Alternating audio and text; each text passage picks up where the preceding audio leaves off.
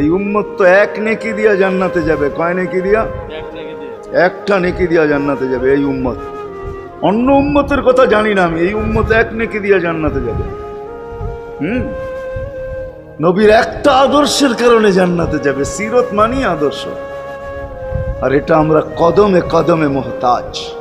কেননা এই ছোট জীবনটা যদি গ্রহণযোগ্যতা পর্যন্ত পৌঁছাইতে হয় আল্লাহর কাছে, চাই নারী হই, চাই যুবক হই, চাই বৃদ্ধ হই, যেই মানুষই হই না কেন, যেখানেরই হই না কেন, যেই বাসারই হই না কেন, যেই বর্ণেরই হই না কেন, যেই পেশারই হই না কেন, যেই সোসাইটিরই হই না কেন, এই জীবনটাকে যদি গ্রহণযোগ্যতা পর্যন্ত পৌঁছাইতে হয় কার কাছে? দুনিয়া আলাদের কাছে না, মালিকের কাছে, যিনি এক ফোঁটা পানির থেকে অস্তিত্ব দিছেন, যার কাছে আবার আমাদেরকে ফিরা যেতে হবে।